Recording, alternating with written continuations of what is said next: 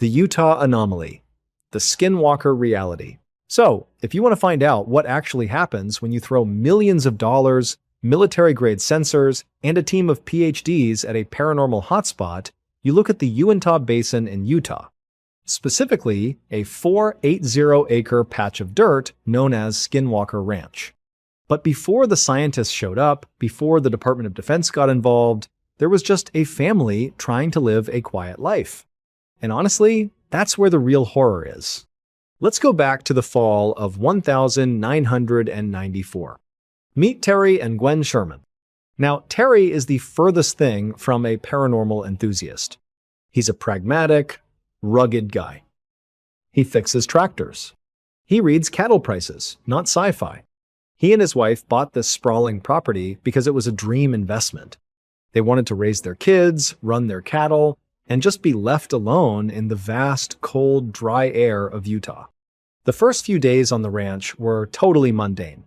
They spent their time carrying heavy cardboard boxes, sorting through forwarded junk mail, and drinking stale coffee from a thermos at 5 a.m. But as they were unpacking, they started noticing little things. Just off things. For instance, the locks. Every single door in the house, both inside and out, was rigged with heavy industrial-grade deadbolts. Even the closets had deadbolts on the times inside. Now, at this point, Terry just figured the previous owners were intensely paranoid elderly folks. They lived way out in the country, after all. It made sense. So, they laughed it off. They downplayed it, like any normal person would. Which actually mattered later, because that rationalization is the first thing your brain does to protect you from the terrifying reality of a situation. But the real disturbance, the thing that forced them to realize that something was fundamentally broken on this property, happened on a gray, overcast afternoon shortly after they moved in. The family was out by the cattle pens. Terry was leaning against the wooden fence, probably smelling the diesel from his truck and the damp earth, when he saw an animal approaching from the tree line. At first glance, it looked like a wolf. But the scale of it was completely wrong. It was massive, nearly 3 times the size of a normal timber wolf. It had pale blue eyes, and its coat was perfectly groomed. It didn't act aggressively. In fact, it slowly trotted right up to the family. It was so calm that Terry, despite his better judgment, actually let his kids pet it. It smelled like wet dog and ozone. It seemed entirely tame. At least, not yet a threat. And then, without any warning, the wolf lunged. But it didn't go for Terry or the kids. It snapped its jaws entirely over the snout of a nearby calf, trying to drag it through the fence bars. The calf started screaming that horrible, high-pitched bleating sound. Terry reacted purely on rancher instinct. He grabbed his .357 Magnum from the truck, ran up to the wolf, and fired a heavy-grain hollow point directly into its ribs from point-blank range. A .357 Magnum at that distance should drop almost any animal on Earth. But the wolf didn't even flinch. It didn't drop the calf. It didn't bleed. It just stood there. Terry, his ears ringing from the gunshot, completely bewildered, shot it again. This time, the wolf slowly released the calf. It turned its head, looked Terry dead in the eyes with an almost bored expression, and then calmly trotted away into the muddy pasture. Terry was shaking. He grabbed a high-powered hunting rifle from his cab, chased after it, and shot it a third time from a distance. He actually saw a chunk of flesh fly off the animal. But the wolf didn't break its stride. It just kept jogging toward the woods. Terry tracked the animal for about a mile. The paw prints in the mud were gigantic, deeply pressed into the soft earth. He followed them across the field, his heart pounding, his mind desperately trying to rationalize what he had just experienced. And then, the tracks just stopped. They didn't fade out. They didn't lead into the brush. In the middle of an open, muddy field, the giant paw prints simply vanished. As if this massive, impossible creature had just lifted off the ground and dissolved into the cold Utah sky. Terry stood there in the absolute silence of the basin, the wind biting at his jacket, looking at the empty mud. He didn't scream. He didn't run. He just experienced that sickening, quiet realization that everything he knew about the world was suddenly violently incorrect. Now, at this point, if you or I track a giant bulletproof wolf into a muddy field and watch its footprints simply cease to exist, we are packing our bags, we're loading up the truck, and we are gone. But you have to remember who Terry Sherman is. He's a rugged, pragmatic rancher. He has his entire life savings, his family's future, sunk into this land. He can't just leave. So he does what humans do when confronted with the impossible. He rationalizes it. Terry walked back to his truck, his boots heavy with wet clay, his mind scrambling for a logical foothold. Maybe the bullets were defective. Maybe the mud was firmer where the tracks stopped. He drove back to the house, the heater blasting, but he couldn't shake the chill in his bones. That night, over a quiet dinner, Terry and Gwen downplayed the whole thing. They told themselves it was just a strange hybrid, maybe a feral dog crossed with a wolf, and it had somehow slipped into the brush when Terry blinked. They desperately needed the world to make sense. But over the next few months, the world flatly refused to make sense. It started with mundane things. Small, procedural messiness that you'd normally brush off. Terry would be fixing a fence line, set down a pair of heavy wire cutters, turn around to grab a staple, and the cutters would be gone. At first, he second-guessed himself. He figured he was just getting tired, losing his memory from the physical toll of running the ranch. But then, it escalated. One afternoon, Terry was digging fence posts. He left a heavy iron post-hole digger, a tool that weighs a good 70 pounds, leaning against a wooden rail. He walked maybe 50 feet to his truck to get a drink of water from his thermos. He heard no sound. No vehicle. No footsteps. When he walked back 30 seconds later, the 70-pound tool was completely gone. The wind doesn't blow away an iron tool. An animal doesn't drag it off without making a sound. And honestly, this is where the quiet, creeping fear really started to set in. Because things were moving inside the house too. Gwen would put the groceries away, and the next morning, the canned goods would be arranged in a perfect, geometric circle on the kitchen floor. Towels would be inexplicably moved. Doors they knew they had locked would be found standing wide open. So they sat down at the kitchen table one night, drinking stale coffee, listening to the absolute, suffocating silence of the basin outside. They came up with a theory, the false explanation that kept them sane. It was teenagers. Local kids from the nearby town, or maybe rival ranchers, playing elaborate pranks to scare the new family off the property. It was a logical theory. It felt grounded. It gave them a human enemy they could fight. Terry drove into town and bought heavy-duty padlocks. He installed thick deadbolts on every single door and window of the house, which actually mattered a lot later. But for now, it gave them an illusion of control. Terry started doing night patrols. He would park his truck near the tree line, leave the engine idling to keep the heater going against the bitter Utah frost, and just sit there. He'd grip his hunting rifle, his eyes watering as he scanned the dark, waiting for these imaginary teenagers to slip up. Then came the night the illusion completely collapsed. It was mid-November. The air was so cold it burned your lungs. Terry was out on his patrol, checking on a pregnant prized heifer. He saw her grazing near a patch of scrub oak. She was completely fine, healthy. He drove the truck about half a mile down the ridge to check a broken fence wire, struggling with his frozen hands for maybe 15 minutes, and then drove slowly back. As his headlights swept over the scrub oak, he saw the heifer. She was lying on her side in the frost. Terry grabbed his rifle, his heart suddenly hammering against his ribs, and approached slowly. He expected a predator, attack coyotes, maybe a cougar, but as he got closer, there was no blood. The scene was completely pristine. He clicked on his heavy flashlight, and what he saw shattered the prankster theory forever. The cow was dead, but it hadn't been attacked. It had been dismantled. A massive, perfectly circular hole had been cored out of its left eye. Its left ear was cleanly sliced off, and its reproductive organs had been removed with a surgical precision that would require an operating room.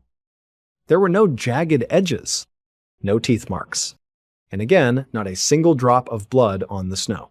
But what really made Terry's blood run cold was the smell. It wasn't the smell of death. It was a foul, aggressive chemical odor, like industrial bleach mixed with copper and ozone. He spun around, shining his light into the empty, pitch-black field. He checked the ground around the carcass. The frost was entirely undisturbed. There were no tire tracks from pranksters. No paw prints from a predator. Not even a single human footprint leading up to the cow. Whoever or whatever had done this had done it in absolute silence, in the dark, in a 15-minute window without ever touching the ground. Terry stood there in the freezing night, the chemical smell burning his nose, and realized he wasn't hunting kids. He was being watched by something he couldn't even begin to comprehend. Terry didn't run back to his truck. He just stood there in the freezing snow, staring at the perfectly cored eye of his prized heifer, breathing in that aggressive, metallic, chemical smell. And honestly, it was in that exact moment that the reality of the situation actually settled into his bones.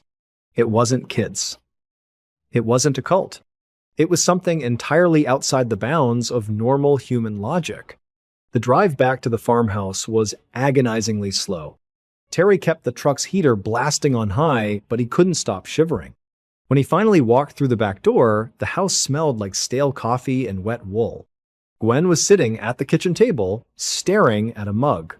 She took one look at his pale, drawn face and didn't even ask what he found. Terry locked the heavy deadbolt behind him, listening to the heavy brass times-click times slide into the frame. Now, at this point, you have to remember, those deadbolts, Terry had installed them on every single entry point. Heavy, industrial-grade locks. For months, those locks were their only psychological lifeline. The nightly routine became a grim, silent ritual. Check the windows, lock the doors, load the shotguns, and sit in the living room until the sun came up. They were sleep-deprived, constantly on edge, jumping at the sound of the wind rattling the siding. The mundane reality of their lives had become a state of continuous, exhausted terror. But the false sense of security those deadbolts provided was about to be completely shattered. It happened on a Tuesday afternoon. Broad daylight.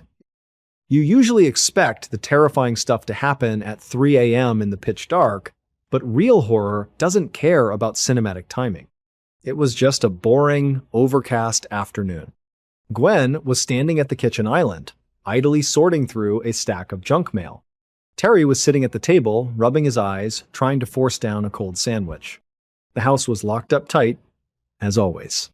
Suddenly, from the back hallway, there was a massive, concussive times thud. It wasn't a creak. It was the heavy, unmistakable sound of dead weight hitting the hardwood floor. Terry dropped his sandwich. He grabbed the loaded rifle, leaning against the fridge, motioning for Gwen to stay behind him. He crept down the hallway, his heart hammering against his ribs, the barrel of the gun shaking ever so slightly. The house was dead silent. Dust motes drifted lazily in the afternoon sunlight streaming through the hallway window.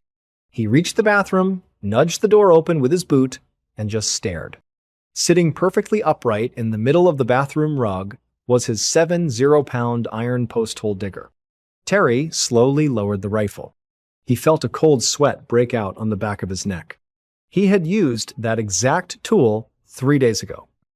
He remembered exactly where he left it, leaning against a fence post over 2 miles away on the far edge of the property. He backed out of the bathroom and methodically checked the house. Every window was shut and locked from the inside. Every deadbolt was still securely thrown. There were no muddy footprints, no signs of forced entry. Nothing. And that was the twist that finally broke them. The darkest truth of the ranch wasn't that there were monsters in the dark. It was the realization that whatever this intelligence was, it could bypass physical reality entirely. It had effortlessly bypassed space, time, and solid wood just to drop a heavy tool in their house. The deadbolts weren't locking the danger out. They were just locking the family inside a cage. The phenomenon wasn't just existing around them, it was actively playing with them, mocking them. The emotional aftermath of that day was devastating. You can't fight something that ignores the laws of physics. Gwen's hair began falling out in clumps from the sheer stress. Terry lost 20 pounds. They stopped patrolling. They just huddled in the center of the house, waiting for the nightmare to end. Eventually, they broke. They put the ranch up for sale, desperate to just survive. And this is where the story shifts, because their desperate sale caught the attention of Robert Bigelow, a billionaire aerospace contractor who funded a group called the National Institute for Discovery Science, or NIDS. Suddenly, the isolated, terrified family was replaced by a team of PhDs, astrophysicists, and biologists. They rolled onto the property with Pelican cases full of million-dollar equipment. This wasn't a family with a rifle anymore. This was institutional, scientific scrutiny. The scientists wanted to measure it. They wanted to prove it. So they set up heavy-duty, tamper-proof cameras on tall telephone poles, hardwired with thick, shielded cables, all feeding back to a secure command center. They had cameras pointing at the fields, and more importantly, they had cameras pointing times at the other cameras' times to ensure nobody could tamper with them. But the ranch didn't care about PhDs. On the very first week of monitoring, the scientists were sitting in the command center when the feed from one of the primary cameras suddenly flared into heavy static and then went completely black. They rushed out to the pole, expecting a power failure or maybe a bird strike. When they got there, they found the heavy PVC casing completely shattered. The thick, shielded wires hadn't been ripped or chewed by an animal. They had been cleanly, surgically snipped. Baffled, the scientists went back to the command center to review the footage from the Times secondary Times camera, the one specifically positioned to watch the first camera. If someone or something had climbed that pole, it would be on tape. They rewound the VHS tape and hit play. They watched the footage of the pole. The camera was fine, and then, precisely 3 seconds before the wire was snipped, the tape on the secondary camera just blanked.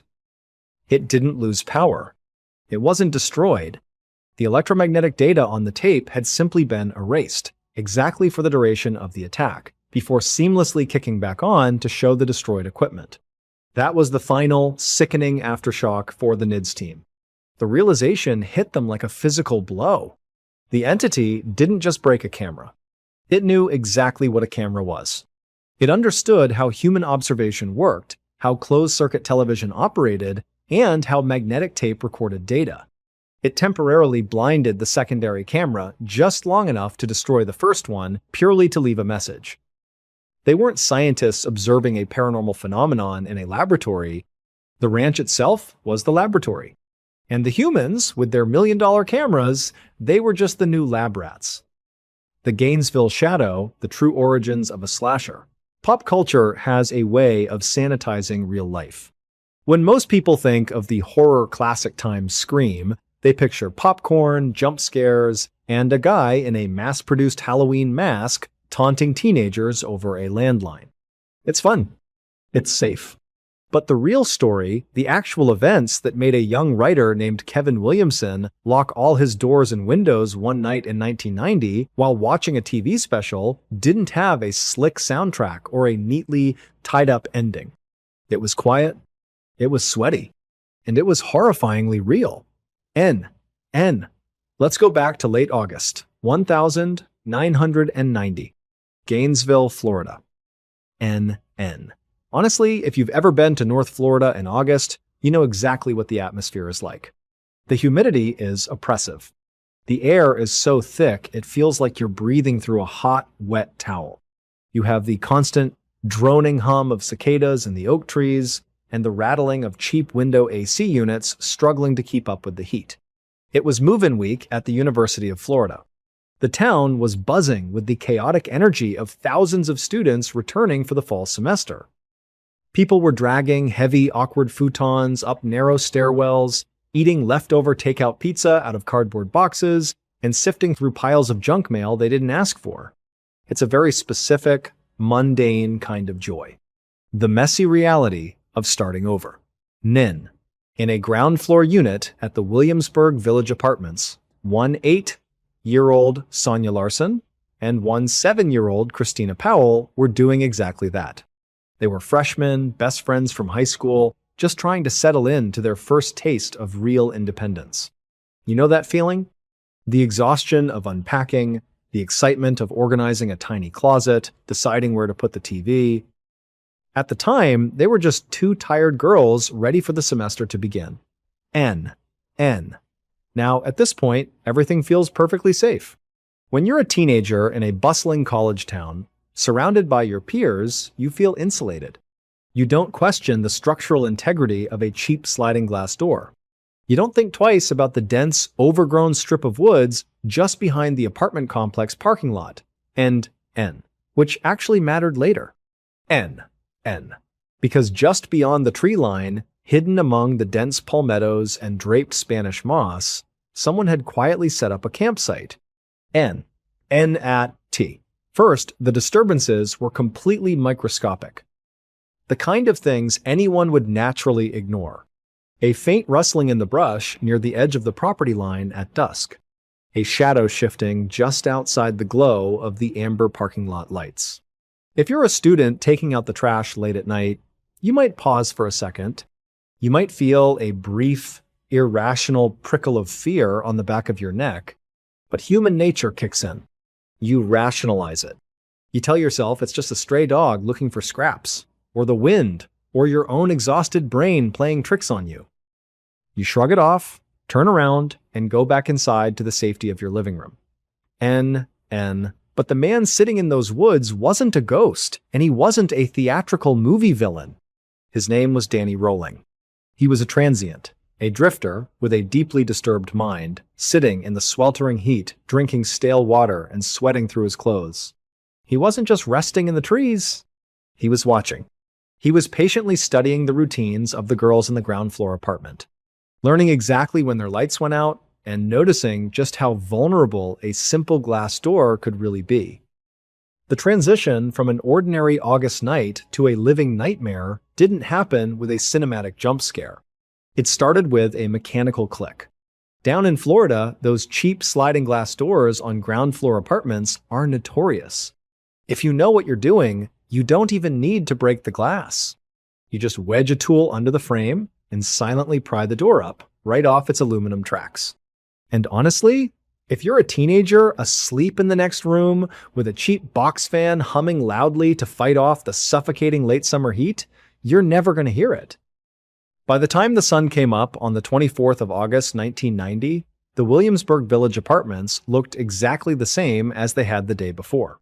Students were walking to class, carrying heavy backpacks, complaining about the humidity, and drinking terrible dining hall coffee.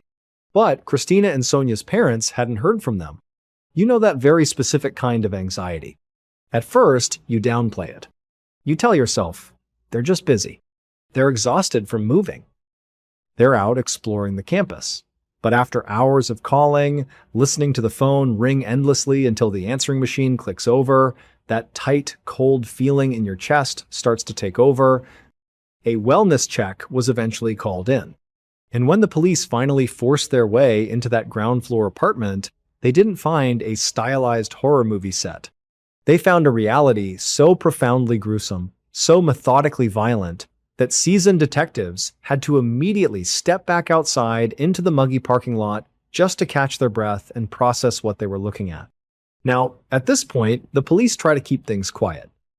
That's standard procedure. You don't want to start a panic in a densely populated college town. They logically assumed this was a targeted attack. Maybe an aggrieved ex-boyfriend, or a localized burglary that had gone horribly, violently wrong. A terrible, but isolated, tragedy. But before they could even finish processing the scene, the bottom fell out of the investigation.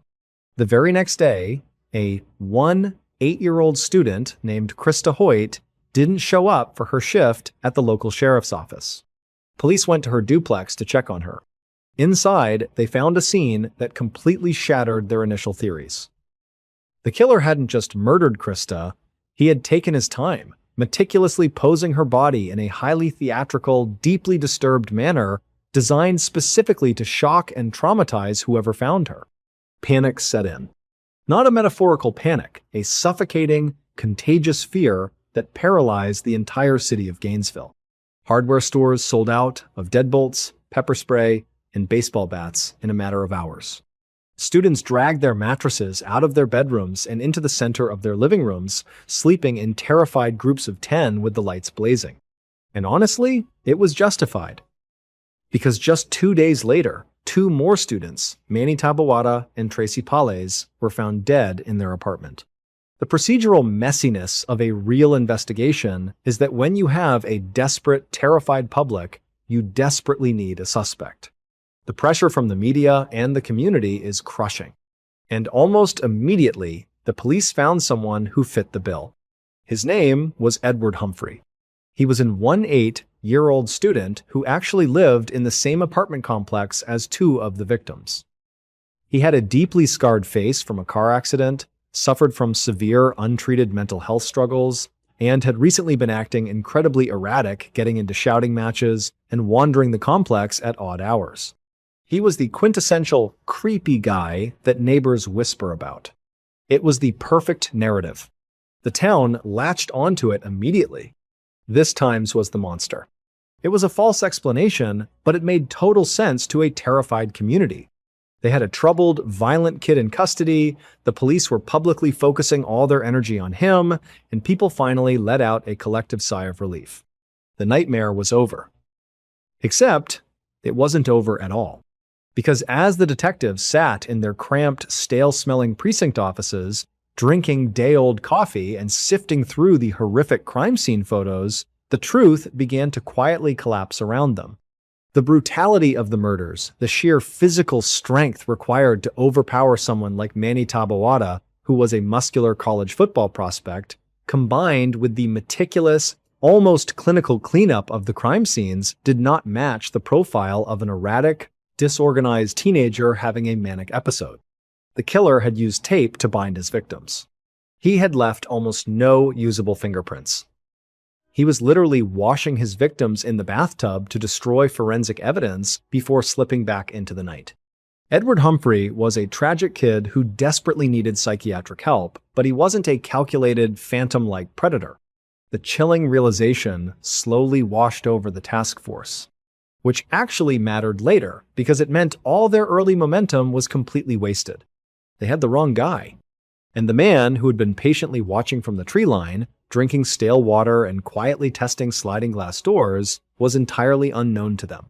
And he was still out there. The break in the case didn't come from a brilliant psychological profile or some cinematic shootout in the rain. It came from something painfully, frustratingly mundane. Just a few weeks later, and about 40 miles south in Ocala, a local guy tried to rob a grocery store. He botched it, fled in a stolen car, and ended up crashing. The local cops arrested him without much fanfare. His name was Danny Rolling. He was a 6-year-old drifter from Louisiana with a history of petty crime and an incredibly troubled past. Is less than BR, is greater than, is less than BR, is greater than. Now, at this point, nobody in Marion County thought they had just arrested the Gainesville Ripper. Why would they? He was just another sweaty, desperate guy in a holding cell, sitting under the harsh fluorescent lights, probably smelling like stale cigarettes and nervous sweat. At the time, this didn't seem strange. It was just another Tuesday night. Arrest is less than, BR is greater than, is less than, BR is greater than. But back in Gainesville, the task force was finally making a physical breakthrough. Behind the university campus, hidden in a dense, humid patch of woods that students walked past every single day without a second thought, police found a campsite. It wasn't some high-tech villain's lair. It was pathetically ordinary. A damp tent, some cheap stolen tools, half-eaten junk food wrappers, and a battery-powered cassette recorder. It was the messy, dirty reality of a serial killer. He hadn't been an untouchable mastermind. He had been living in the dirt, wiping his hands on his jeans, and quietly peering through the trees at the brightly lit apartment windows. Is less than BR, is greater than, is less than BR, is greater than. When crime scene technicians processed that damp campsite, they found evidence directly linking the camper to the Gainesville murders. And when they ran the serial numbers on the stolen items, It connected straight to the man sitting in the Ocala jail for a botched grocery store robbery. Danny Rolling is less than BR is greater than is less than. BR is greater than. The reveal of Danny Rolling completely shattered the illusion that monsters look like monsters. He was just a guy. And honestly, that was the hardest thing for the community to process. The emotional aftermath in Gainesville wasn't just heavy grief, it was a profound, lingering paranoia. For months afterward, students couldn't look at a sliding glass door without checking the locking mechanism 3 times. They couldn't walk past a line of trees on their way to class without wondering who was standing just out of sight, listening to the crunch of their footsteps, is less than BR, is greater than, is less than BR, is greater than. But the final, truly haunting detail of this case, the aftershock that still echoes into pop culture today, came from that battery-powered cassette recorder found in his dirty tent. Rolling had recorded a tape for his family. On it, amidst rambling, self-pitying apologies and weirdly casual singing, he left an auditory footprint of a man who had completely detached from his own humanity. Is less than, BR is greater than, is less than, BR is greater than. A few years later, a struggling screenwriter named Kevin Williamson was watching a television special about Danny Rolling. It was late at night. The sheer, grounded terror of the Gainesville Ripper, the idea of a killer just watching through the window of a normal, quiet house, observing your mundane evening routine, creeped Williamson out so much that he paused the TV and went to check his own locks. As he walked through his house, he noticed an open window in his living room. He stared at it, frozen, realizing in a cold sweat how easily someone could just slip inside while he was sitting on the couch. Is less than BR, is greater than, is less than BR, is greater than. That exact feeling of domestic, helpless terror inspired him to sit down and write a script. He called it Scream. Is less than BR, is greater than, is less than, BR is greater than. And it's a deeply uncomfortable realization when you sit with it. We watch movies like Scream for a fun, thrilling scare, eating popcorn with our friends while a masked phantom stalks teenagers on screen. But the genesis of that phantom wasn't a fun Hollywood trope. It was a very real, very sweaty drifter, crouching in the damp Florida woods, patiently waiting for a tired college kid to forget to lock their sliding glass door. And knowing that is infinitely more terrifying. The late shift at Register 4. There is a piece of security footage from a 2-4-hour supermarket in a quiet Ohio suburb that local police still use in their training seminars today. On the surface, the grainy black and white video shows absolutely nothing illegal. It is just a man standing at Register 4 purchasing 3 items at 2:14 inches the morning. He buys a roll of heavy-duty trash bags, a gallon of concentrated bleach, and a generic birthday card. And honestly, if you have ever worked a graveyard shift in retail, you know that people buy weird, seemingly disconnected combinations of things all the time. At first glance, he just looks like a tired dad running a late-night errand. But it isn't what the man is buying that makes this footage so deeply disturbing. It is what he leaves behind on the little black counter right next to the credit card reader. Because that single, the mundane object would end up breaking wide open one of the most chilling and gruesome missing persons cases in the state's history.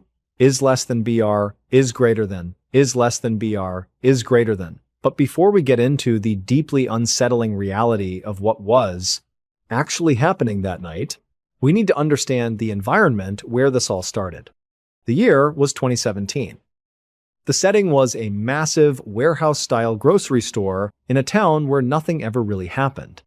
It was the kind of town where the biggest news was usually a high school football score or a dispute over a new stoplight. And working the late shift that night was a 22-year-old cashier named Chloe. Chloe was a nursing student, and she was one of those deeply hardworking, imperfect, relatable people just trying to keep her head above water. She had recently been dealt a massive financial blow when her old sedan's transmission gave out, so she was picking up extra overnight shifts just to pay for the repairs. Needless to say, she was utterly exhausted. The store at 2 a.m. was a surreal, liminal space. The harsh fluorescent lights buzzed overhead, the ambient sound of the commercial refrigeration units hummed like a giant sleeping beast, and the air always smelled faintly of stale coffee and industrial floor wax. Chloe was standing behind her register, shifting her weight on aching feet, sipping a lukewarm energy drink, and just waiting for the clock to hit 6 a.m. so she could go home to her cat and her warm bed. She wasn't looking for a hero moment, and she certainly wasn't expecting to come face to face with a monster. She was just bored. Is less than BR, is greater than, is less than BR, is greater than now. At this point, the automatic sliding doors up front groaned open, letting in a thick gust of humid July air. A man walked in. He was wearing a faded, oversized gray fleece jacket, which actually mattered later because it was unusually warm outside for a heavy jacket like that. But at the time, this didn't seem strange to Chloe. She just assumed he was cold from blasting his car's air conditioning. The man kept his head down, meandering through the aisles with a slow, almost robotic pace. He wasn't rushing. He wasn't acting frantic. He spent almost 10 minutes just standing in the cleaning aisle, staring blankly at the shelves. Eventually, he approached Chloe's register. He didn't make eye contact. He just stared at the little digital screen displaying the prices. Chloe scanned the trash bags. Beep! She scanned the bleach. Beep! She scanned the birthday card. Beep! The man handed her a crisp, slightly damp $50 bill. And this is where the very human hesitation comes in. As he handed over the money, Chloe noticed the man's hands were trembling. Not just a little bit, but visibly vibrating. And there was a faint, metallic smell coming off of his clothes, something coppery and sharp that cut right through the sterile smell of the floor wax. Is less than BR, is greater than is less than, BR is greater than. She paused for a split second, feeling a tiny, inexplicable knot of discomfort form in her stomach. But, like most of us would, she immediately second-guessed herself. She rationalized the fear away, telling herself that maybe he just had a medical condition, or severe anxiety, or had been working a weird late-night construction job. She forced a polite retail smile, gave him his change, told him to have a good night, and he walked away without saying a single word. He left the store, disappearing into the dark, empty parking lot. It was only after the sliding doors closed that Chloe looked down at the bagging area to wipe down the counter. There, sitting right next to the receipt printer, was a small, plastic grocery loyalty rewards card. He must have dropped it when he fumbled with his damp cash. Chloe sighed, picked it up, and swiped it through her register keyboard, figuring she would just check the account name so she could log it in the lost and found binder. But when the green text popped up on her monitor, her heart completely stopped in her chest. The screen didn't say, "Welcome back, John," or "Welcome back, David." The screen read, "Welcome back, Emily Thorne." And even though Chloe was just a tired college student who rarely had time to watch the local news, she knew exactly who Emily Thorne was. Because Emily Thorne was the 28-year-old mother whose face had been plastered on every single missing person poster in the county for the last 4 days. Now, at this point, you have to put yourself in Chloe's shoes. It's 2:15 inches the morning. The store is practically a tomb, perfectly quiet except for the low, vibrating hum of the refrigerated beverage coolers. Chloe didn't scream. She didn't drop to her knees in dramatic shock. She just froze. She stood there staring at the glowing green text on her monitor, her brain completely short-circuiting. After what felt like an eternity, the register beeped, timing out the transaction screen. That harsh, digital sound finally snapped her out of it. She picked up the store phone and paged her shift manager, Marcus. Marcus was a 20-something guy who spent most night shifts hiding in the back office, doing inventory, surviving on stale cigarettes and cheap energy drinks. When he finally trudged up to the front, looking annoyed, Chloe didn't even speak. She just pointed a shaking finger at the screen. Marcus squinted at it. "Emily Thorne," he muttered, aggressively rubbing the sleep from his eyes. "Like the woman from the news?" Chloe nodded slowly. They both instinctively looked up, staring through the glass doors toward the parking lot. It was completely empty. Just a couple of stray, rusted grocery carts and the rhythmic flickering of a dying street lamp. The silence felt incredibly heavy. Is less than BR is greater than, is less than BR is greater than. Marcus, being the manager, tried to instantly rationalize the situation. He walked over, locked the front sliding doors, turned back to Chloe, and offered a perfectly logical, albeit tragic, explanation. "Look," he said, keeping his voice low. "It's gotta be her husband. David, right? I saw him on the local news yesterday. The guy is a total wreck. People do weird things when they're out of their minds with stress. He probably hasn't slept in 4 days. Buying trash bags and bleach, he's probably just manic, stress cleaning the house in the middle of the night to feel like he has some sort of control over his life. And the birthday card? He's probably just trying to keep things normal for their kid. And honestly, if you were standing in that brightly lit, sterile grocery store in the middle of the night, you would want to believe that, too." Chloe felt a massive wave of relief wash over her. It made perfect sense. It was just a grieving, terrified husband doing strange things in the pitch black of night. The trembling hands? Extreme anxiety. The damp $50 bill? He was sweating from the panic. She almost reached over to clear the prompt on her screen and throw the plastic card in the lost and found binder, is less than, BR is greater than, is less than, BR is greater than. But then she remembered the smell. That sharp, coppery scent that had cut straight through the artificial lemon floor wax. And the fact that the man didn't seem frantic or panicked like a grieving husband, he had moved with a slow, deliberate, almost mechanical pace. Chloe shook her head. She told Marcus she wasn't comfortable just letting it go and insisted they call the police. Just the non-emergency line. Just a standard welfare check. Marcus rolled his eyes a little, muttering something about having to fill out an incident report, but he agreed. About 20 minutes later, a single patrol car rolled up to the curb. No sirens, no flashing lights, just 2 exhausted beat cops walking in from the cold. One of them, Officer Miller, was holding a half-empty foam cup of coffee. He listened to Marcus's stressed husband theory, nodding slowly, not seeming particularly alarmed at all. "All right," Miller said, his voice gravelly and flat. "Let's take a look at the security tape. Just to be sure, is less than BR, is greater than, is less than BR, is greater than." They all crammed into the tiny, messy security office in the back. The air in there smelled like ozone and old carpet. Marcus rewound the digital tape, the footage playing back in that clunky frame-by-frame way that cheap security cameras do. They watched the man walk down the cleaning aisle. They watched him approach the register. Miller leaned in closer to the dusty monitor, the harsh blue light washing over his tired face. As the man on screen reached into his pocket to pull out the cash, his heavy winter coat shifted open just a fraction of an inch. Miller sighed. A heavy, deeply exhausted sound. "That's not David Thorne," he said quietly. Marcus frowned. "How do you know?" "Because," Miller replied, his voice dropping all of its casual warmth, "David Thorne is currently sitting in a holding cell at our precinct. He's been there for 14 hours. He turned himself in yesterday afternoon on a bench warrant just to hide from the press. Is less than BR is greater than is less than BR is greater than." The cramped room went dead silent. The false explanation, the comforting, logical safety net they had just built, completely collapsed in a matter of seconds. Miller pointed a thick finger at the frozen frame on the monitor. "Zoom in on his chest.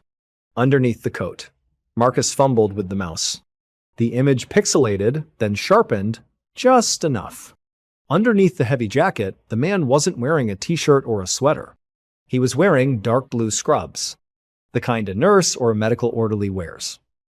And, honestly, this is where the mundane details turn into absolute nightmare fuel. Chloe suddenly remembered the birthday card. She reached into her apron, pulled out her crumpled copy of the receipt, and looked at the itemized barcode description. It wasn't just a generic card. It was a happy 8th birthday daughter card. Emily Thorne's little girl had just turned 8, the exact day before she went missing. The man in the scrubs wasn't the husband. But he had Emily's loyalty card, he knew it was her daughter's birthday, and he had just bought industrial bleach and heavy-duty trash bags. Miller didn't say another word. He just set his coffee cup down on the desk, unclipped the radio from his shoulder, and called it in. In an instant, the quiet, boring grocery store was no longer just a late-night retail shift. It was ground zero. Within half an hour, that quiet, fluorescent-lit grocery store parking lot was completely transformed, but not in the way you'd expect. There were no sirens, no flashing red and blue lights painting the neighborhood. It was just a steady, silent arrival of unmarked sedans pulling into the empty spots. Detectives in wrinkled suits stepped out, smelling like stale coffee and damp wool, their faces drawn and exhausted. And honestly, that quietness is so much more terrifying than the chaos you see in movies. It makes the horror feel incredibly real. Is less than BR is greater than? Is less than BR is greater than? While Marcus sat frozen in the manager's office, Miller had a tech pulling the exterior security feeds. At the time, they were just hoping to catch a glimpse of the guy walking to his car. And it took them almost an hour of scrubbing through grainy, jumpy footage, but they finally caught a break. A secondary camera, one that usually just monitored the loading dock, had a slightly misaligned angle. It caught the far edge of the lot. There, bathed in the orange glow of a distant street lamp, was a faded white 2004 Ford Econoline van. No windows in the back? Is less than BR? Is greater than? Is less than BR? Is greater than. Now, at this point, you might be thinking the police had everything they needed. But investigations are messy. They couldn't get a full license plate, just the first three letters, and a partial logo on the side of the van. But Miller was a bulldog. He got a state trooper to cross-reference the partial plate with commercial vehicles registered to local medical supply and disposal companies.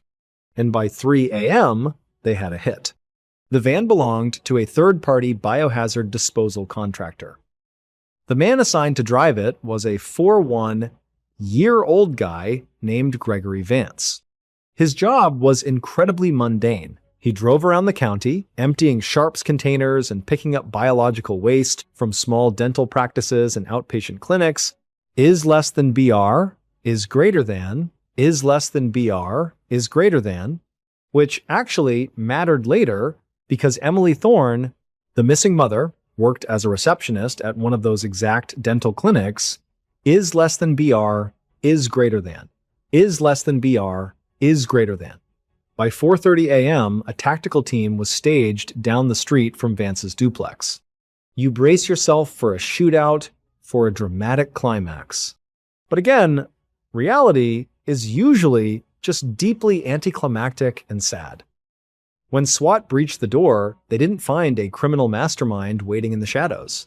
They found Gregory Vance sitting in his recliner in a stained white undershirt, eating a bowl of generic cornflakes, and watching a late-night infomercial.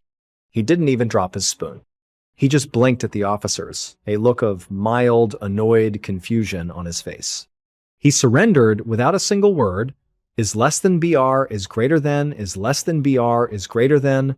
It wasn't until the crime scene techs opened the detached garage out back that the true nightmare began.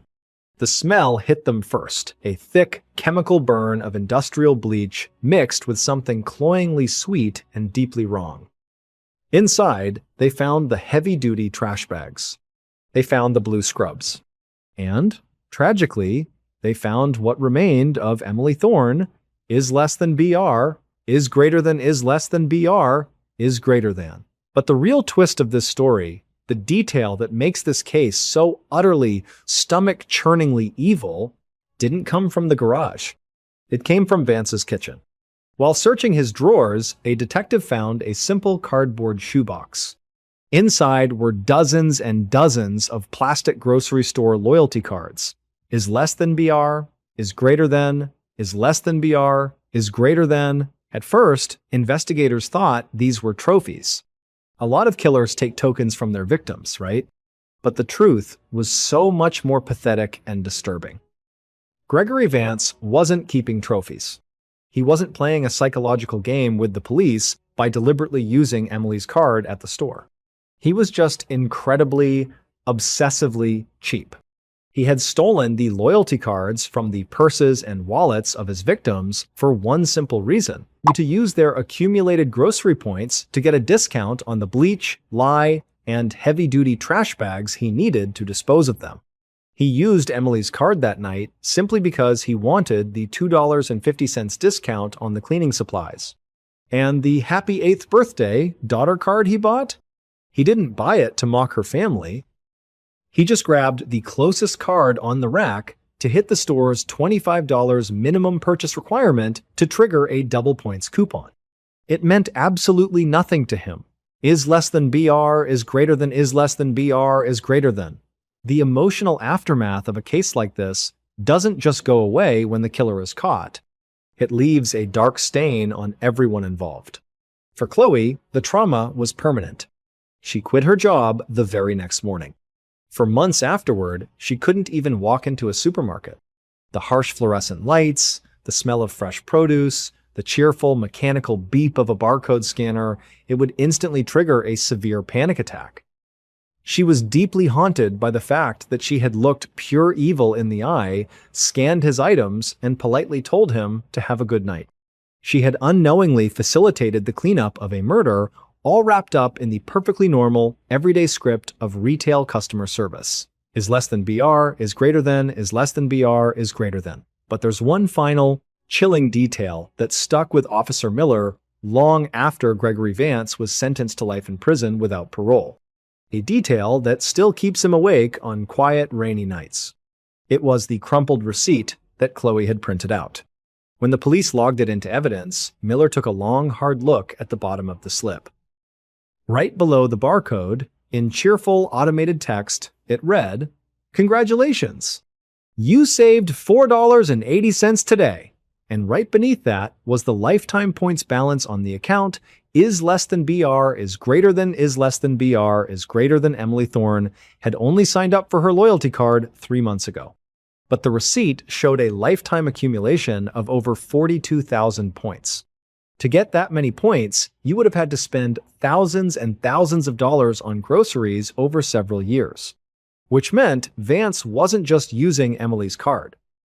He had somehow merged the accounts of multiple stolen cards into one master profile, pooling the points of people who had quietly gone missing over the last decade just to save a few dollars on their own disposal.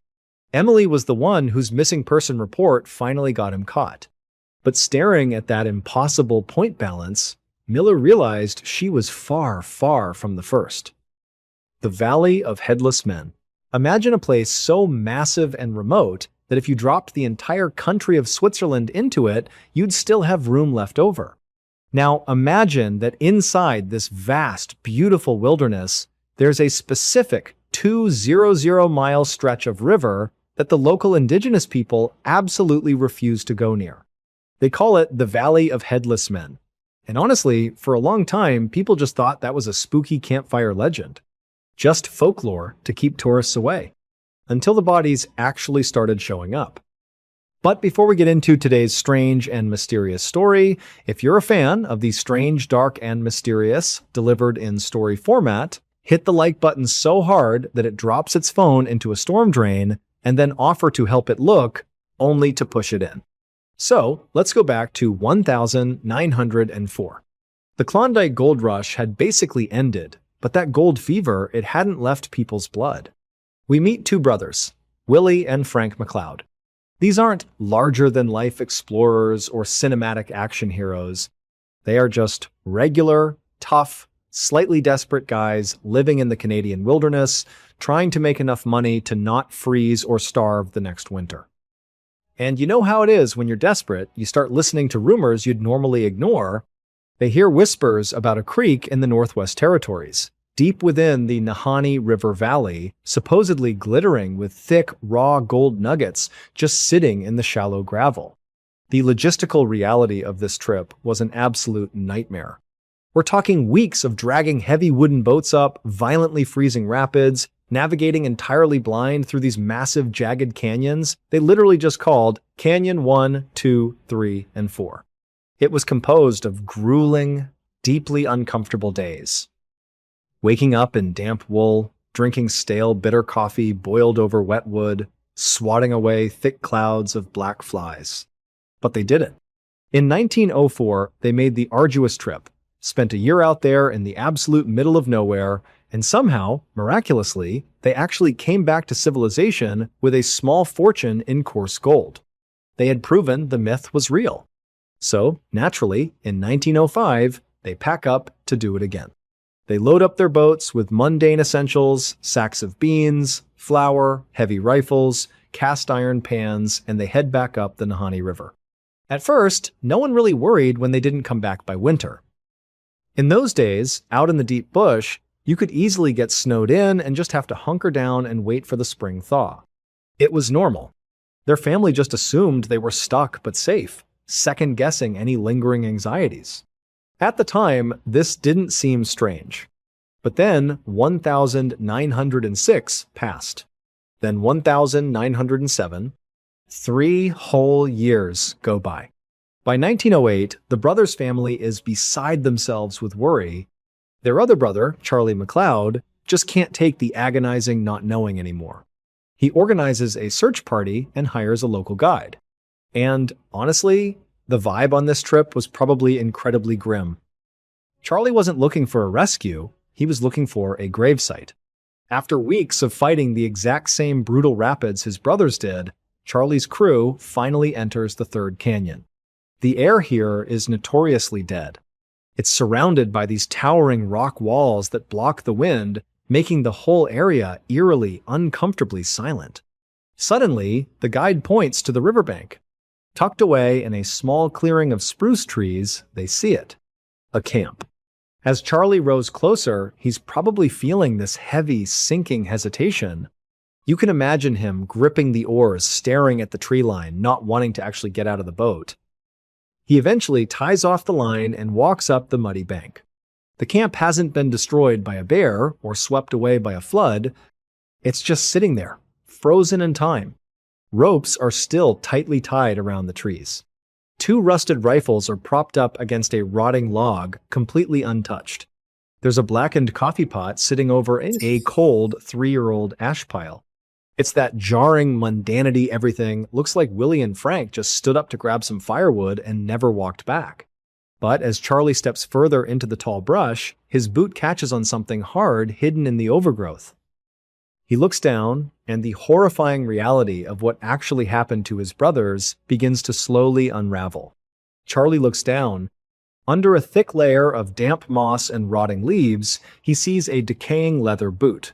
He just stands there for a long time. The wind rustles the spruce branches overhead, and the faint, rushing sound of the river echoes in the background. You can imagine him swallowing hard, not wanting to pull back the rest of the overgrowth. But he has to. He gets to his knees and begins brushing away the dirt. Beneath the brush, he uncovers the skeletal remains of his 2 brothers, Willie and Frank. The discovery is jarring, but what makes Charlie's blood run cold is how they are positioned. One brother is still securely tucked inside his heavy wool sleeping bag. The other is sprawled out near a tree, seemingly reaching for nothing. Charlie, shaking, begins to gather their remains so he can take them home for a proper burial. And honestly, this is where the story shifts from a tragic wilderness death to something deeply sinister. As Charlie gently sweeps the dead leaves away from the top of their collars to retrieve their skulls, his hand hits empty dirt. He digs a little deeper. Nothing. He searches the entire perimeter of the campsite. He checks behind the rotting log. He checks near the cold ash pile. There are no skulls, not a jawbone, not a single tooth. Both of his brothers' heads are completely, inexplicably gone. Charlie and the guide don't stick around to investigate. They pack whatever bones they can, jump back in the boat, and row out of the third canyon as fast as the current will take them.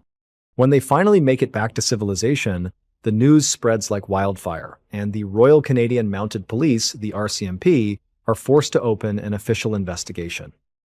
Now, at this point, the Mounties are sitting in a warm, cramped office in Fort Simpson, sipping stale coffee and listening to Charlie's frantic report. They do what any overworked authority figure does when faced with an impossible situation. They rationalize it. They officially rule the deaths as exposure and starvation, followed by animal scavenging. The police report practically writes itself. It was wolves, they said. Or bears. Scavengers take heads and scatter bones all the time in the deep bush. It was a perfectly logical explanation, and for a while, people believed it. Families in the area nodded along because it was comforting to think this was just a grim reality of nature, not a murder mystery. They downplayed the danger. At the time, this didn't seem strange. But don't let that fool you. The local trappers and First Nations guides knew the Mounties' official report was absolute nonsense. A bear might drag off a body, sure, but a bear doesn't gently untie a sleeping bag, remove a human head, and leave the rest of the skeleton perfectly intact inside the bag. But without any more evidence, the case goes cold. The truth of what happened in that canyon was buried under bureaucratic paperwork. That is, until 1917, when the RCMP's neat little explanation completely collapsed. Enter Martin Jorgensen. Jorgensen was a tough, experienced Swiss prospector. He had heard the spooky legends about the Nahanni, he knew about the MacLeod brothers, and he didn't care. He was going in.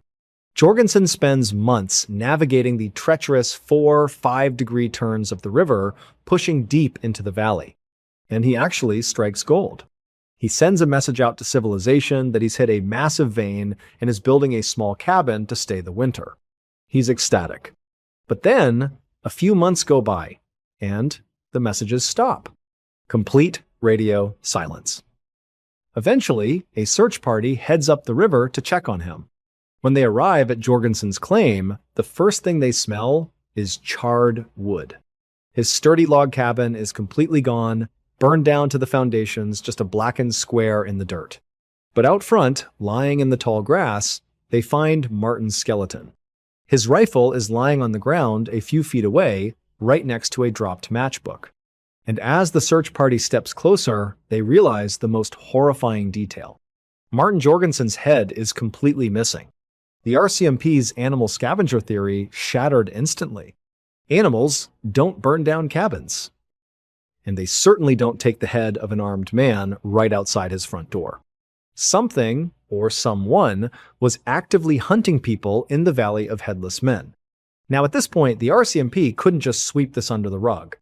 The animal scavenger theory was dead. You don't get a burned-down cabin, a dropped rifle, and a perfectly missing head from a bear attack. The bureaucratic wall of denial had fully collapsed, and a chilling reality was starting to set in. They had to send an actual investigator. And honestly, let's be clear about what an investigation looked like out here in the 1920s. This wasn't a modern CSI unit. This was an exhausted, overworked Mountie and a local doctor sitting in a drafty wooden outpost, drinking stale, bitter coffee out of tin cups, staring at remains spread across a rough wooden table. When the doctor examined the cervical vertebrae, the bones of Martin Jorgensen's neck, he found something that made the Mountie's blood run cold. He didn't find the crushed, splintered bone you'd expect from the jaws of a wolf or a bear. He found deep, perfectly straight, clean striations on the bone. It was the unmistakable signature of a heavy, sharp steel blade, like an axe or a machete. And when they went back to the original dusty files of the MacLeod brothers, looking at the crude autopsy sketches they had previously written off, they realized the exact same clean cuts had been documented, but ignored.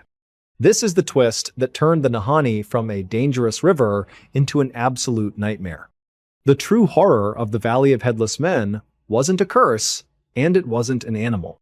It was the terrifying realization that there was a very real, very human killer, or a coordinated group of them, living deep inside the 10,000 square miles of this impenetrable wilderness. And they were actively hunting people. They were watching the river. Waiting. And honestly, you have to imagine the sheer, isolating terror of this realization. For the local trappers and First Nations guides, the emotional aftermath was heavy and suffocating. People stopped going to the trading posts alone. They started looking at the tree line differently. Men who had spent 30 years surviving in the freezing deep bush, men who could fight off a grizzly without a second thought, suddenly refused to go anywhere near the Nahanni. It's a very specific kind of psychological trauma when you realize the vast, empty wilderness isn't actually empty. someone is out there, moving quietly through the canyons, taking heads as trophies. At the local Mountie station, the mood shifted to quiet dread. You'd see officers sitting in their cruisers or at their desks, surrounded by junk mail and tedious administrative paperwork, staring blankly at the map of the Nahanni on the wall. They knew they couldn't catch whoever was out there. If they sent a patrol into the 4-5 degree bends of the river, they were just serving up their own men on a silver platter. So, they effectively did nothing. They quietly marked the valley as a dead zone. But the story doesn't quite end there. Because over the next few decades, the valley would occasionally claim someone else who thought the stories were just spooky campfire legends. Which leads to one final, deeply unsettling discovery. In 1945, a miner from Ontario named John Savard went missing in the same canyon. When the search party finally located his camp, everything looked completely ordinary at first. His tent was pitched perfectly. There was a pot of long frozen coffee sitting over the cold fire pit. But inside the tent, lying in his sleeping bag, they found Savard. Like the others, his head was completely severed and missing.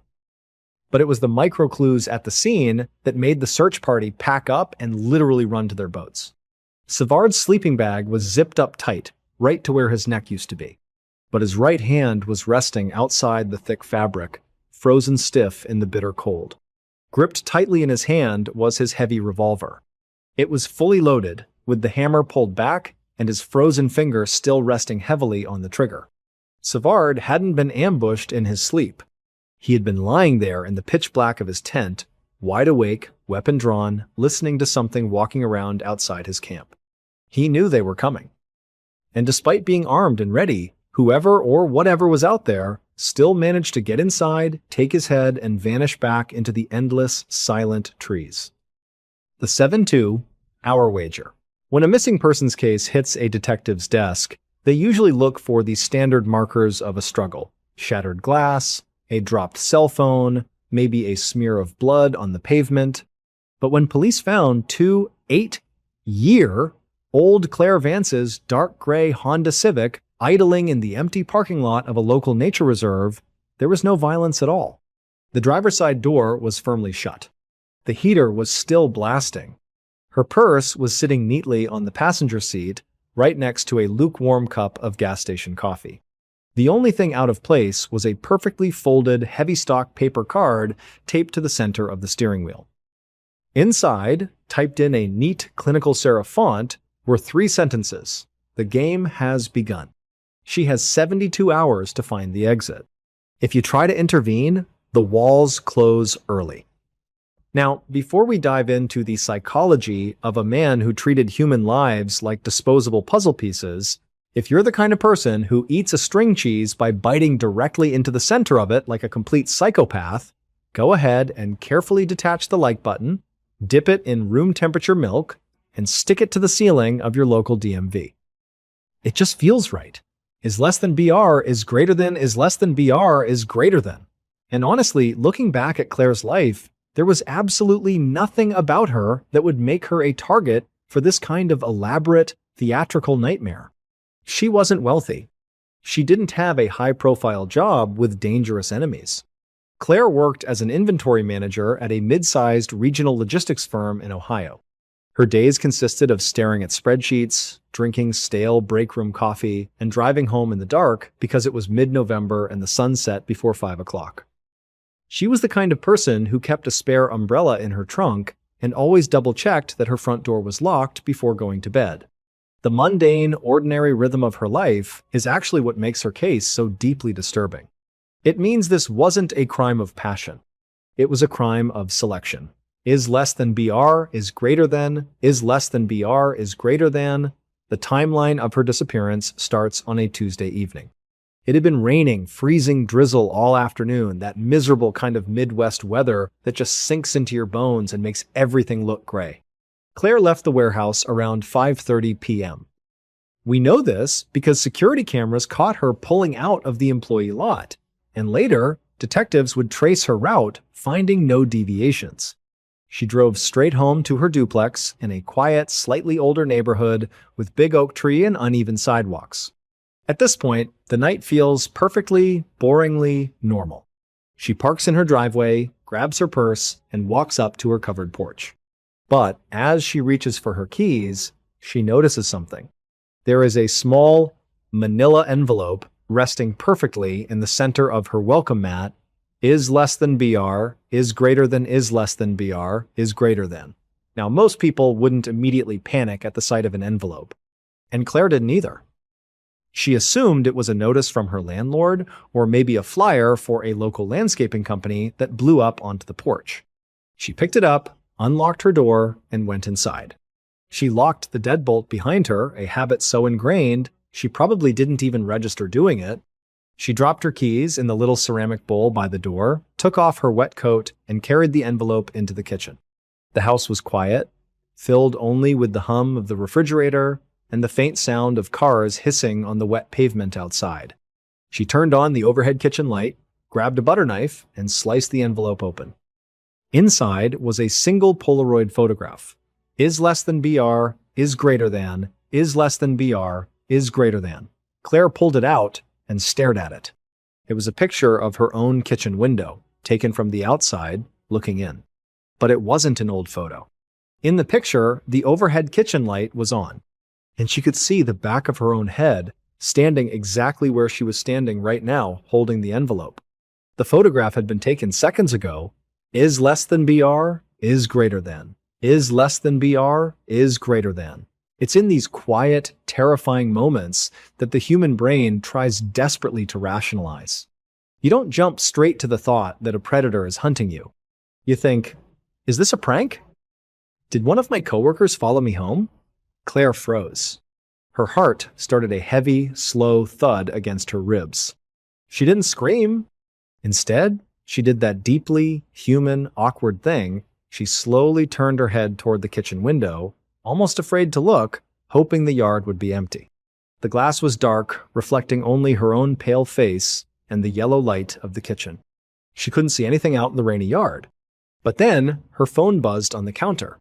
A text message from an unknown number. It read, "Good. You're paying attention.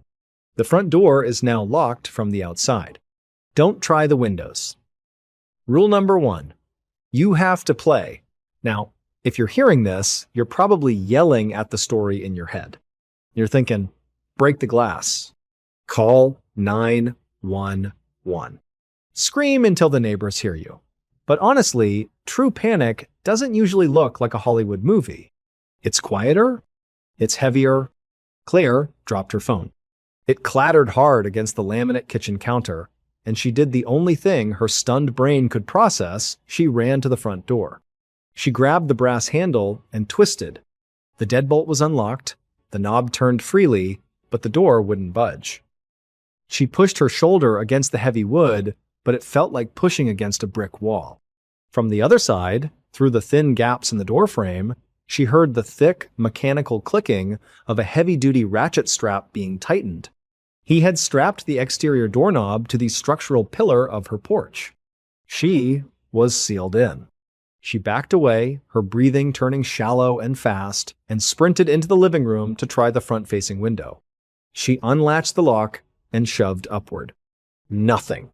She pushed harder, her palms sweating against the vinyl frame, but it was completely immobilized. And that's when she looked closer at the frame. Driven straight through the vinyl, deep into the wooden studs of the wall, were 4 heavy-gauge construction screws. They were new. The metal shavings were still sitting on her windowsill. He hadn't just followed her home. He had been here for hours, quietly altering her house while she was at work. She grabbed a heavy brass lamp from the end table, her knuckles white. She was going to smash the pane. But as she raised it, her phone, still sitting on the kitchen counter, pinged again. A second text. It echoed in the quiet house. She didn't want to look. She wanted to smash the glass. But the psychological hold was already working. She slowly walked back to the kitchen, leaving the lamp on the couch, and picked up the phone. "Look down," the message read. Claire looked down at the floorboards directly beneath the kitchen window. Tucked into the corner, half hidden behind a potted fern, was a cheap, battery-operated baby monitor. The little green power light was on. He was listening to her breathe. A third text immediately followed. Break the glass and I come in. Play the game and you live until morning. Go to the hallway closet. Top shelf.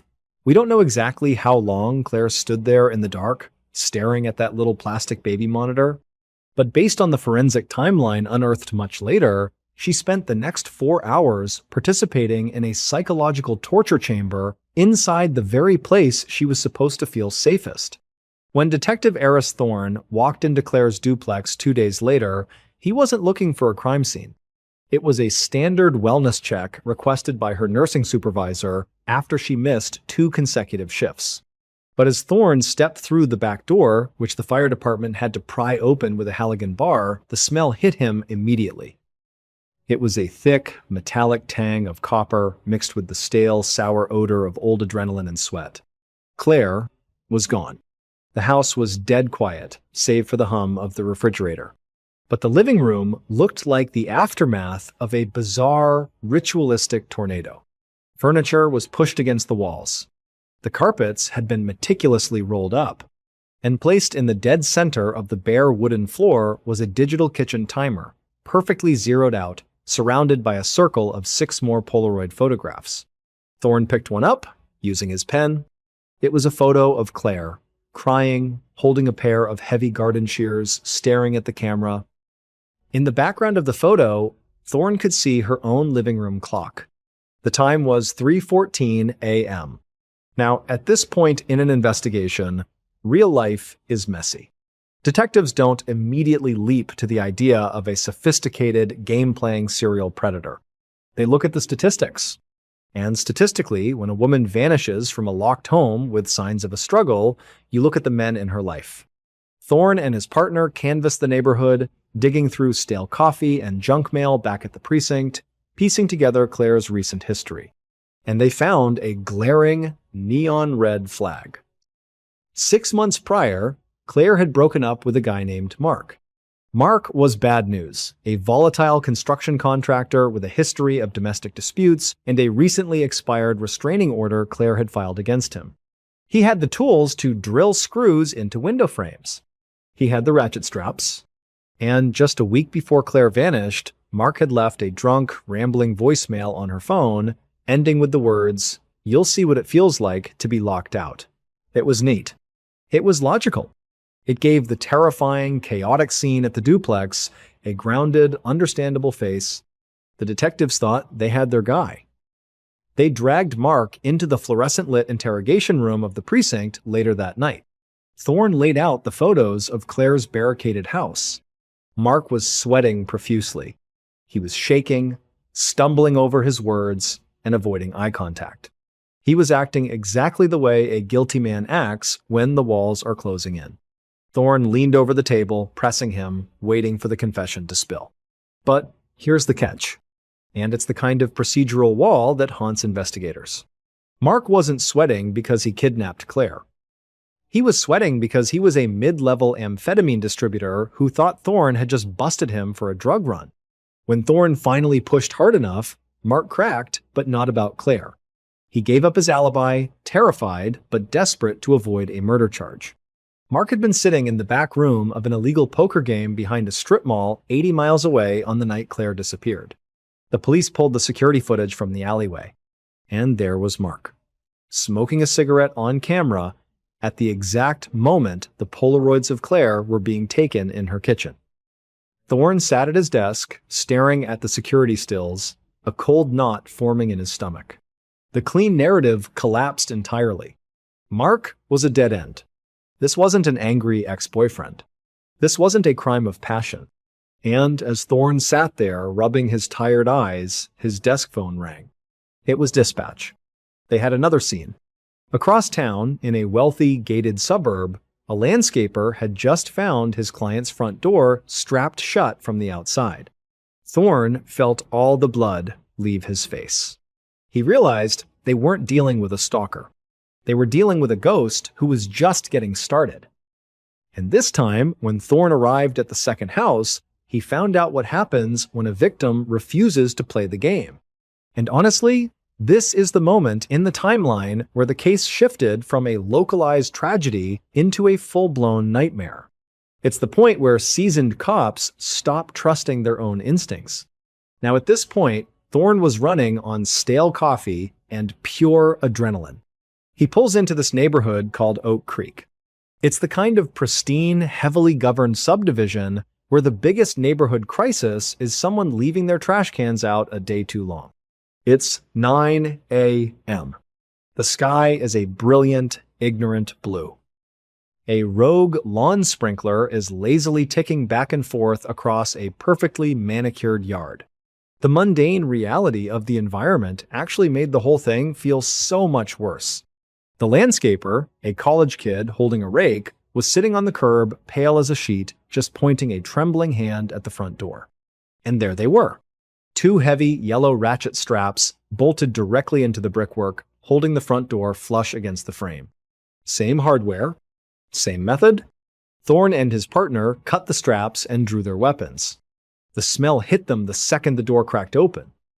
It's that horrible, unforgettable mix of stale air, Glade plugins, and the sharp, metallic tang of deep arterial blood. The victim was a 42-year-old tax attorney named David Hirsch. But unlike Claire's house, which was eerily neat, David's house was a war zone. Lamps were shattered. The drywall in the hallway was punched in. A heavy, iron fire poker lay bent on the carpet. David hadn't just waited patiently. He had refused to play whatever sick game this ghost had set up. He had fought back. They found him lying in the hallway connecting the kitchen to the back patio. The sliding glass door behind him was completely shattered. At first glance, the narrative seemed obvious. The detectives logged it as a frantic escape attempt. They assumed David tried to smash his way out into the backyard and the killer caught him from behind. It made sense. At least it made sense for about 20 minutes. But this is where the procedural messiness of real police work rears its head. Thorne knelt down by the sliding glass door and looked at the shards. The glass wasn't on the patio. All the broken glass was pushed inward, scattered across the kitchen tile. The door hadn't been broken from the inside. Someone had smashed it from the outside to get in. And when Thorne looked closer at the latch, a cold knot formed in his stomach. The door was already unlocked. The clean narrative collapsed entirely. If the killer broke in from the backyard, why did he strap the front door shut from the outside? It took Thorne 3 hours to find the answer, and it came in the form of a piece of evidence so mundane it almost got overlooked. While canvassing the front yard, checking the mulch for footprints, Thorne noticed a black plastic bag tucked behind a rhododendron bush directly beneath the front window. Inside the bag was an old, cheap, scuffed-up Sony cassette player. It was wired to a pair of bulky, battery-powered external speakers. Thorne put on latex gloves, rewound the tape, and hit play. For the first few seconds, there was just tape hiss. And then, deafeningly loud through the speakers, came the grinding, unmistakable sound of a power drill. Then, the heavy thud of boots on a wooden porch. Then, the rhythmic, metallic crank of a ratchet strap tightening. Then, a man's voice, muffled and angry, swearing as he supposedly rattled the front doorknob. Thorne froze. He stopped the tape. He played it again. And then, the terrifying, brilliant cruelty of the trap finally dawned on him. The killer wasn't standing on the porch terrifying his victims. He wasn't a voyeur. He was a trapper. He had simply planted the tape recorder in the bushes on a timer. The terrifying noises of the house being barricaded, the drills, the footsteps, it was all pre-recorded audio. It was a hunting blind. The killer uses the audio to simulate a violent break-in at the front of the house. The victim wakes up, absolutely paralyzed with fear. They hear someone drilling their front door shut. What is the natural, unavoidable human instinct? You back away from the noise. You retreat. You slowly backpedal down your hallway, eyes locked in terror on your front door, retreating into the deepest, darkest, supposedly safest part of your house. But while the tape is playing loudly on the front porch, drawing all of the victim's panicked attention, the killer is already inside. He had slipped in silently through an unlocked back window hours earlier. He wasn't trying to break in. He was just standing in the dark at the end of the hallway, waiting for you to slowly, blindly back right into him. Thorne had to sit down on the curb. His mind flashed immediately back to Claire's house. He thought about those scattered Polaroids. The final, blurry photo of her dark hallway. She wasn't taking a picture of an intruder. She was taking a flash photograph to see if the front door was secure, backing away from the phantom noises on her porch, holding a kitchen knife, completely unaware that the killer had already stepped out of her bathroom right behind her. The emotional toll of that realization of Claire's absolute, agonizing vulnerability in her final moments hung over the department like a suffocating blanket. The houses would eventually be cleaned, the straps removed, the neighborhoods returning to their quiet routines, but the psychological rot remained. And the final detail, the one that still keeps Thorne awake at night, came a week later when the audio forensics lab cleaned up the cassette tape found in David's bushes. They listened to the whole 45-minute recording. It was just an endless, looping loop of terrifying break-in sounds. But right at the 43-minute mark, the sound effects abruptly cut out. There was 10 seconds of dead, static air. And then, a calm, deeply ordinary male voice leaned right into the microphone. It didn't sound like a monster. It sounded like a neighbor asking to borrow a shovel. He just whispered, "You can turn around now."